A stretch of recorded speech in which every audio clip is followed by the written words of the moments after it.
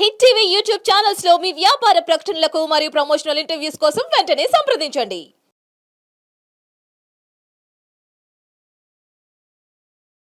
సంవర్తాగ్నితటిప్తదీప్త కనక ప్రస్తరీ తేజోమయం గంభీరధ్వని సామవేద జనకంతామ్రాధరం సుందరం అర్ధం దుర్జుతులోళ పింగళ జటాభార ప్రబద్ధోరగం వందే శుద్ధసురాసురేంద్రనమితం పూర్వం ముఖం శూలినః.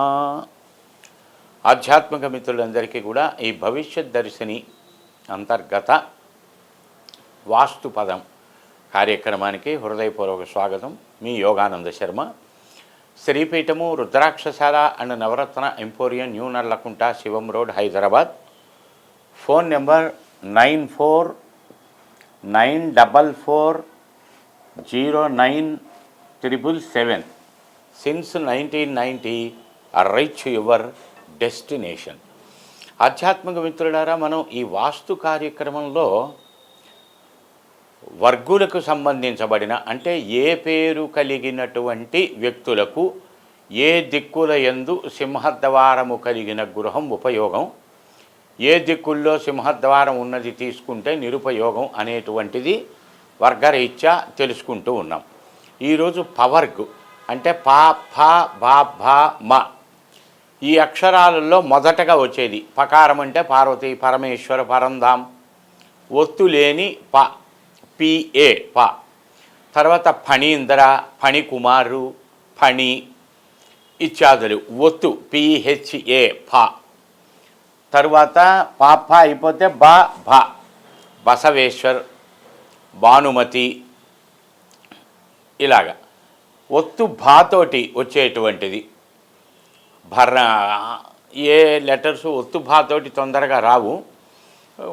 ఏదో ఒకటి ఎరా పేర్లు ఏదైనా వచ్చినా అది చూసుకోవాలి.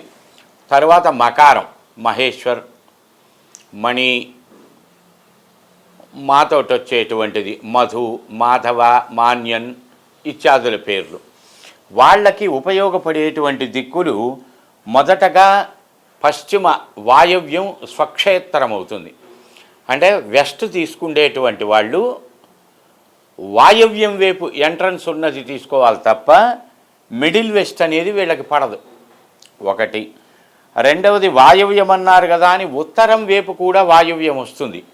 ఉత్తరం యొక్క పడమట యొక్క మూల ప్రదేశం అది పనికిరాదు.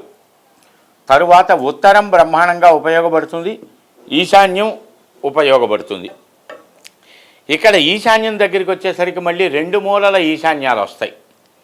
ఒకటి ఉత్తరం వైపు వచ్చేటువంటి ఈశాన్యం, రెండవది తూర్పు వైపు వచ్చేటువంటి ఈశాన్యం.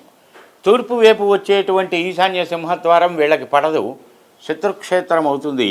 ఉత్తరం వైపు వచ్చేటువంటి సింహద్వారం వీళ్ళకు ఉపయోగపడుతుంది. సో దానిని దృష్టిలో పెట్టుకోవాలి. అంటే ఒకటి పడమట వాయువ్యం, రెండు ఉత్తరం, మూడవది ఉత్తర ఈశాన్యం. ఇవి పడతాయి. అయితే ఈశాన్యం సర్వదా శ్రేయోదాయకం అన్నారు కనుక ఆ లెక్క ప్రకారం కనుక మనం చూసేటట్లయితే ఉత్తర ఈశాన్యం, తూర్పు ఈశాన్యం ఈ రెండు మూలల సింహద్వారం ఉన్నటువంటిది వీళ్ళకి పడుతుంది. మళ్ళీ ఇది ఈస్ట్ పనికిరాదు. ఈస్ట్ తూర్పు శత్రుక్షేత్రం అవుతుంది. తూర్పు వైపు నుంచి వచ్చే ఆగ్నేయం పడదు, దక్షిణం నుంచి వచ్చే ఆగ్నేయం పడదు, దక్షిణం తీసుకోకూడదు. అయితే ఇక్కడ నైరుతి కూడా పవర్కు వాళ్ళకు ఉపయోగపడుతుంది అని కామన్గా అక్షర సంఖ్యా ప్రకారం చెప్పారు. కానీ నైరుతి పడమట వైపు వచ్చినా దక్షిణం వైపు వచ్చినా నైరుతి ఎంట్రన్స్ సర్వదా నిరుపయోగం కనుక పొరపాటును కూడా ఈ వీటి జోలికి పోకూడదు. ఫస్ట్ ప్రిఫరెన్సు పశ్చిమ వాయవ్యం, సెకండ్ ప్రిఫరెన్స్ డైరెక్ట్గా మిడిల్ నార్త్. అలాగే ఈశాన్యం ఉత్తరం వైపు వచ్చిన, తూర్పు వైపు వచ్చిన ఫస్ట్ ప్రిఫరెన్స్ ఉత్తరం వైపు వచ్చిన ఈశాన్యానికి, ఈ తప్పని పరిస్థితి అయితే సెకండ్ వైపు వచ్చినటువంటి ఈశాన్యానికి ఎంట్రన్స్ అనబడేటువంటిది పెట్టుకోవలసి ఉంటుంది. సో దీనిని సంపూర్ణంగా పరిశీలన చేసుకొని పవర్గు, పవర్గు, బవర్గు, భవర్గు, మవర్గు అంటే ఆ లెటర్స్ స్టార్టింగ్లో వచ్చేటువంటి పేర్లు ఏవైతే ఉంటాయో ఆ పేర్లు కలిగిన వాళ్ళు ఇందాక ఉదాహరణ చెప్పడం జరిగింది. అలా చూసుకొని అంటే ఒత్తు ఉన్నటువంటి ఫ, ఒత్తు లేనటువంటిది ప, పిఏ ప, పిహెచ్ఏ ఫ, బిఏ బా, బిహెచ్ఏ భా, ఎంఏ మా, ఎంహెచ్ఏ మా.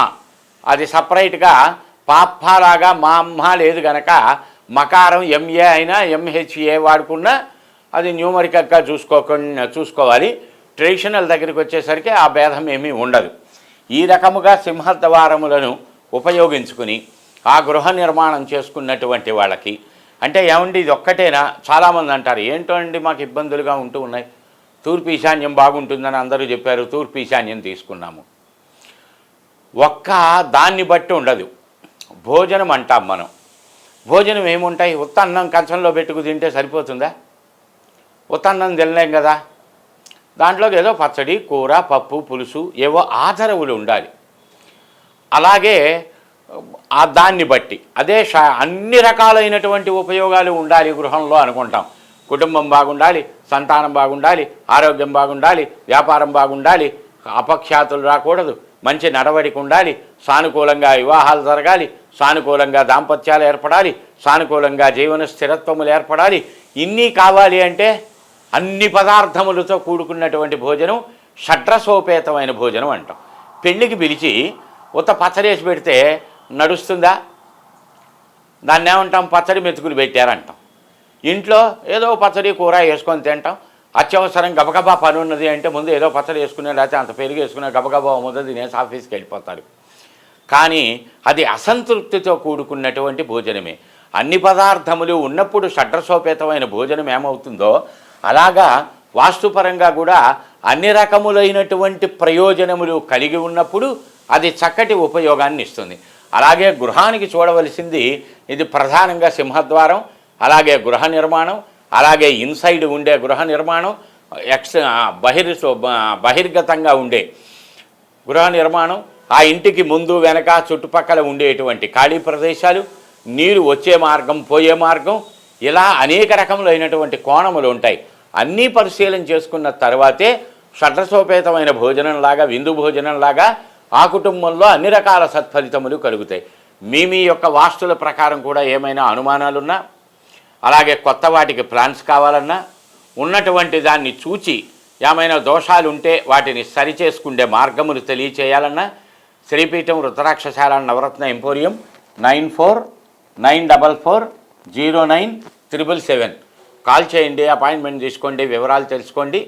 Since 1990 reach your destination. జై గురుసార్.